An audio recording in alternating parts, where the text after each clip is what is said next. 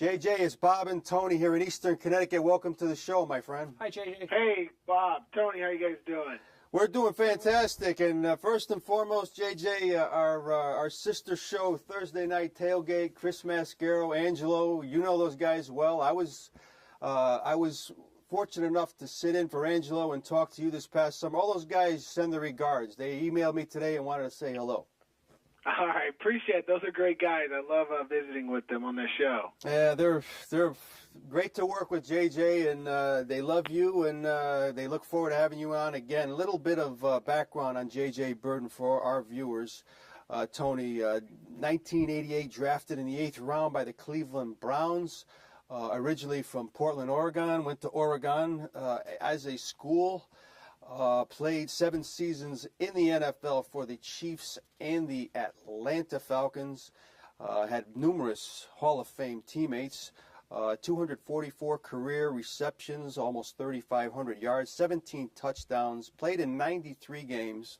And again, it's been our pleasure to have him on the show tonight. And JJ, before we get to a little bit of your background and get to know you for our fans a little better, what did you think about last night's game? I know you're big on KC this year, and it was a tough one, but it's not like they embarrassed themselves, and they get them again in 2 weeks, JJ. Yeah, absolutely. Definitely disappointed, but the Broncos are playing well. Obviously, Peyton is the man, and playing in Denver, I was a little bit worried about this first game, but the beauty of the NFL schedule is that they're scheduled in 2 weeks. So a couple of adjustments. You got a new game plan. You're playing in Arrowhead. I'm certain the Chiefs will definitely win the next one. Yeah, that can't. We'll get to how it is playing in Kansas City as we speak. But as far as your background, again, JJ, you grew up on the West Coast. You go to high school and college there. My always question I usually throw out to ex-athletes, who are some of your favorite teams and players that you followed as a youngster? Well, I guess as a youngster, I was kind of well-rounded. I was really big into track and field, so Jesse Owens and Carl Lewis. And football, I was a big Lynn Swan. That's why I wore 88. And of course, who didn't like O.J. Simpson back in the day? And Dr. J was my guy in basketball. And, I was kind of well-rounded, but it was really neat to, one day to step into the world of professional sports, because this wasn't something I was planning to do. No kidding. No. Wow. And I always ask our guests, Tony, as you know, about that draft day, JJ. Take us back to that day in '88 when you find out that you're selected in the NFL draft. It doesn't matter where and when. It's just a matter of, hey, somebody in the NFL wants me and I'm drafted. Take us back to that day. Yeah, that was an interesting day because, guys, I was a track guy at Oregon, and I played football. I didn't have a great college career, but I played. I had a couple of injuries.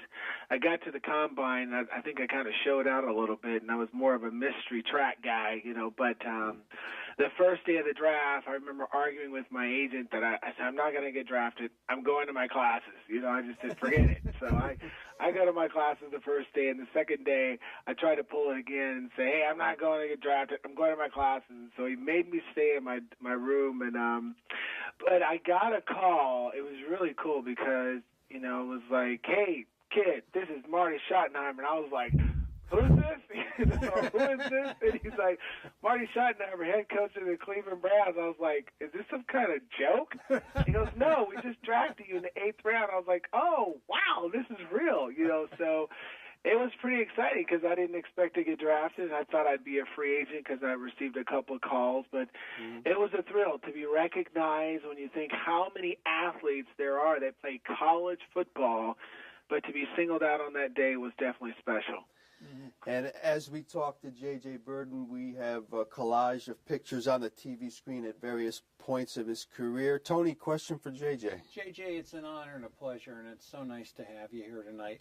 And you spent those many years under Marty Schottenheimer, when the KC system. And what, in 30 words or less, not that we're going to limit you to it, what did you learn from that, and what did you take away from that experience, kind of in a nutshell? Marty was he was a disciplinarian. I won't say that. Let me just say Marty was a little old school coach, kind of hardcore or whatever. And a lot of athletes at times kind of had problems with that philosophy, but not me. I've always been a hard worker. I know what I got to do. I do it. I try not to cause any issues or whatever. So I had no problems working with Marty. I enjoyed working with him. I loved the way he pushed us. I loved his sayings. He always had some little motto or whatever. But Marty had a system that worked in terms of winning games. It's too bad that he never got to the big one, though. Mm-hmm. Yeah, and Tony and I were talking about that before the show, JJ. I mean, you played 5 out of those 6 seasons in KC were winning seasons, a couple 11-win seasons, close. And there just was too many good teams back then in the league, and you got so close. But I want to take you back, JJ, to that rookie season in KC, because one of the highlights was a 90-yard TD reception, and I'm sure that's something that you'll never forget in your rookie season. Yeah, that was definitely a thrill. That was 2 games from getting off the the practice squad. Right. I remember I had scored my first touchdown maybe a game or 2 before, and then being on that play, I was like the 4th receiver. And what was interesting about that play, it was one of those plays where you practice all week in practice, but you didn't think it was really going to work, But what happened was Rob Thomas went in motion, and I was right behind me.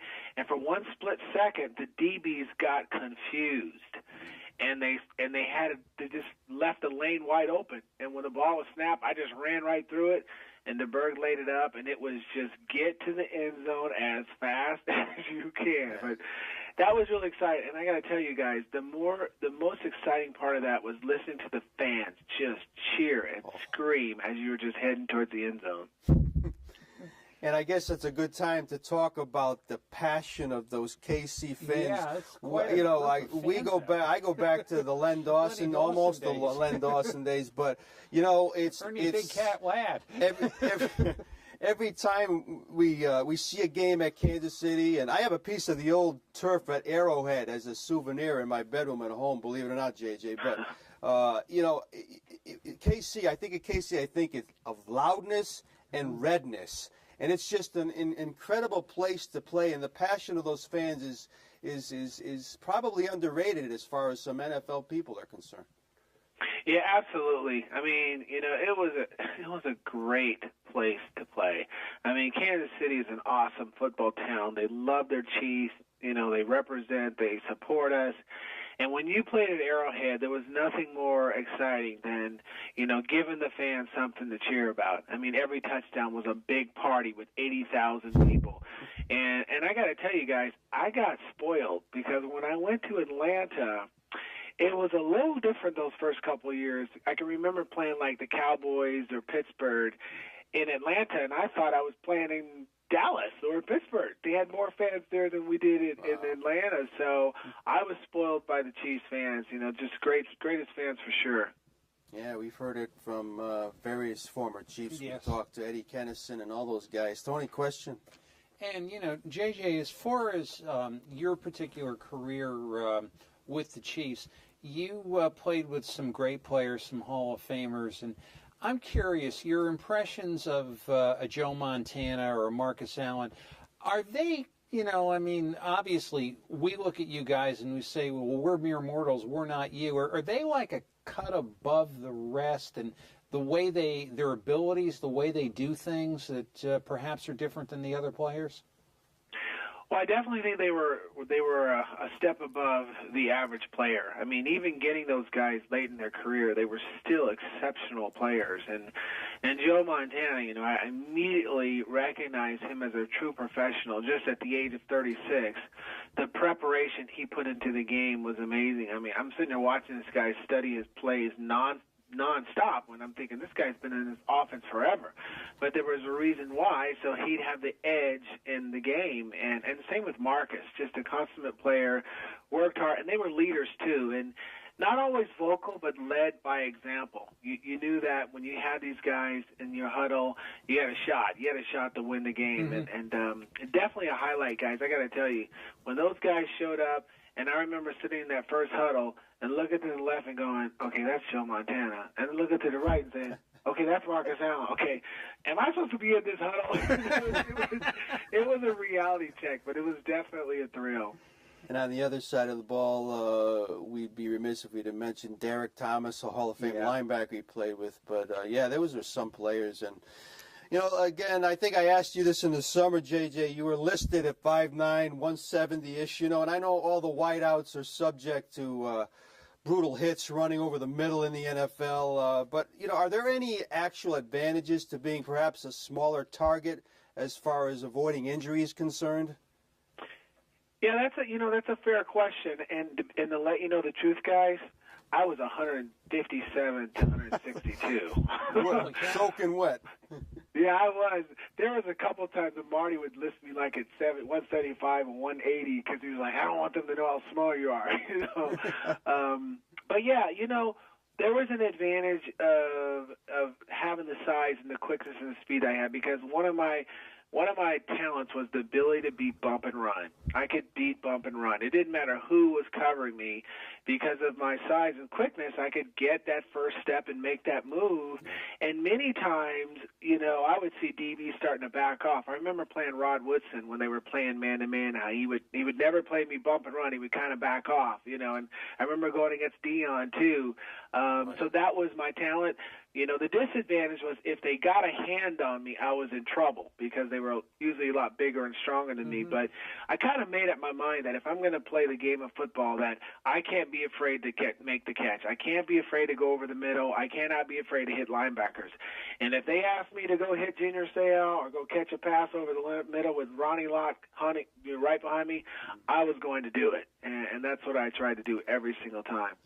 Boy, you mentioned some quick guys. When Woodson, before his knee injuries and all that, and of course Deion Sanders, you're talking two of the fastest guys probably over the last 30 years, JJ, including guys like yourself. That was fun to watch. It really was. Just when Woodson was returning kicks, it was always, we had Tim Dwight on last year. Those kind of exciting players, that's what makes football what it is.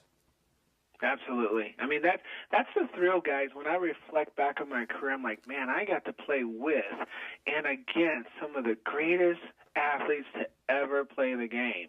And you don't realize it when you're playing, but now, as you see all these guys voted into Hall of Fame, I'm like, yeah, I played with that guy, or I played against that guy. It was definitely a thrill and no doubt a memory for me today. Again, we're on the phone with the former wide receiver, JJ Birden, having a great talk with him. Tony, question. JJ, the talk lately has been what's been going on in the NFL locker rooms as far as the rookies, the hazing, the this, the that, the incidents in Miami, and you hear so many people talking about it. You hear so many people talking about it who've never been in an NFL locker room. Can you tell us what really goes on?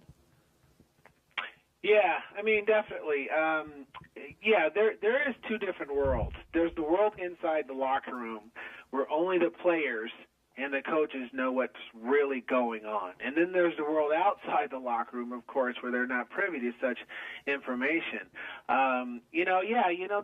There was different parts of hazing, but you know what, guys? I never thought of it as hazing, because when I think of hazing, I'm thinking of what fraternities are doing in colleges and all that. I mean, I had to sing, I had to bring donuts for the receivers. That to me was no big deal at all. But some of this stuff I'm hearing that took place in Miami, this is a whole different scenario here. So I'm really anxious to see, as more and more comes out, what was really going on down there in that locker room. Yeah, I totally agree. Sometimes it goes past it, and we're in a different society now, JJ, and it's kind of ironic. It goes against everything that's the team concept when you have divisiveness like that in the clubhouse. Yeah, absolutely. I mean, that's why it's just so weird because, all the guys know what's going on. If somebody's having some issues or whatever, everyone pretty much knows what's going on.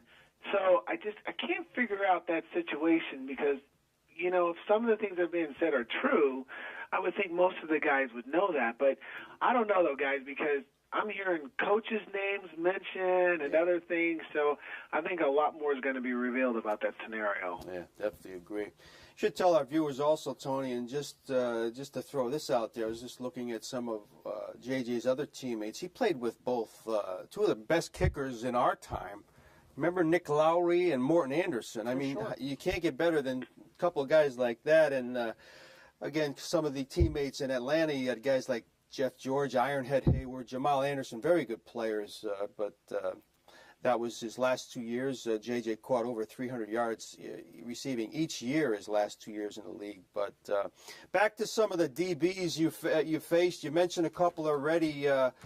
Tell me, JJ, who are some of the toughest cover guys, and then maybe just some of the more physical guys out there? Yeah, I'd say, okay, when I played, I think one of the toughest cornerbacks to go against, there was two of them actually for me. It was Darryl Green and Eric Allen. And the reason why, because they were my size, was like going against yourself, Mm-hmm. So they had great speed. Deion, I think, technique-wise, was not the best, technician, but at the end of the day, guys, he was the best corner I ever faced, because whatever mistakes he made, he always could recover. I mean, always could recover, and was one of those guys that you better bring your A game and you better make sure the throw is perfect. So playing against him, like I said, Woodson was a great corner too. But I think some of the memories go back to the safeties. I mean, when I was in KC, I spent all day trying to block Ronnie Lott and Steve Atwater and Dennis Smith, so I get my bell rung a couple times there. Big guys and tough guys. We have a couple more minutes with JJ Birden. Tony, question? And JJ, was it a rough adjustment for you leaving football and getting on to the next phases of your life? No, not really. I mean, for me, guys, one, I never expected to play in the NFL. So when I got the opportunity, I took every day as a privilege and as if it was my last. My goal was to, hey, let me play at least more than the average player, 3.5 years. And then as I moved past that, every year I felt privileged. And when I got to the year 9, I realized that, I got 9 years in, I've had some injuries, I can get out semi-healthy and really enjoy the rest of my life with my family and whatever my second career is going to be. And so I made that transition. I immediately dove into the corporate world and kind of always planned for life after football. And, we've been doing okay. I mean, it's like not every player makes the millions and millions like you read about, Right. So you still have to plan ahead. You got to save and you got to make smart decisions, and that's what I've tried to do. And a little more about that, these players as far as injuries. JJ, we're hearing that Tony Dorsett came out and is talking about memory issues. I talked to Eric Dickerson, I think the week after Chris and I interviewed you this past summer, we talked to Eric Dickerson, who self-admittedly is not the same person mentally. And I basically asked Dickerson, can you play 7 or 8 years in this league and get out unscathed? And he said it's totally impossible. So if you don't mind me asking, I mean, your overall health for 7 years in the league, you look like you're in good shape. I know you keep yourself in good shape, but has the game just become too physical due to the size and speed of these guys, JJ? Yeah, it definitely has. I mean, there are definitely, side effects or cumulative trauma that a lot of us are experiencing today. I mean, even me, as I try and take care of myself as best as I can, but I've got my fair share of aches and pains and residual effects and so forth. But even today, I mean, you're looking at athletes that are working out now year-round. They're in amazing shape. They're getting bigger, they're getting faster. Training is becoming more proficient. And, you spend all day, running into guys, and they're getting bigger. They're hitting harder. So there is going to be some consequence. And it's too bad, guys, because it's a great game. But I don't know where the balance is. How do you balance it? Where is that line of still keeping it exciting but not too violent? I mean, I don't know where that is. And it's going to be a challenge for the NFL to really try to figure out that balance. Because if you play the game, you're going to get your bell rung. You're going to get hurt. It's the nature of the game. So we got to know what we're getting into when we make that decision. That's exactly how I felt when I talked to Dickerson. JJ, after I hung up, after speaking with him, I said to myself, Hall of Famer, great memories, but it all comes down So to this, what the legacy is where, it's a very tough thing. And I know now we got to mention first of all, you can go to jjbirden.com, and JJ can tell us about Team X88. Now you're dealing with the marketing and distribution of dark chocolate products. Tell us about this undertaking and where people can get more info on this stuff. Yeah, actually, my team, Team X88 International, we actually represent a company called Isogenics, and we basically provide health solutions. If someone's looking to lose weight, we got solutions for weight loss or healthy energy or energy and performance. One of the things, guys, that I'm very passionate about is living the healthy lifestyle. As an ex-athlete, trying to maintain my health, and is also trying to give people options as well. So we have some great products and helping people really improve the quality of their life. And so, if you go to jjbirden.com, look me up. I can definitely give some information to anyone that's interested. That's great. It is great stuff, and we're just about out of time. JJ, first of all, it's been a pleasure speaking with you again, and again, as I said, our guys over at Thursday Night Tailgate look forward to speaking to you. We'll talk down the road again. You're always welcome on this show, and please keep in touch. Until then, our best to your family. I saw a few recipes your wife was making there, and I'm hungry now thinking about it. Some great stuff. But again, JJ, your cooperation has been appreciated, and we'll continue to stay in touch, my friend. Continued good health and success, JJ. All right. Thanks, guys. Appreciate you guys, too. Keep up the good work and enjoy the rest of the season. You take care. Take care. Good night, JJ. All right.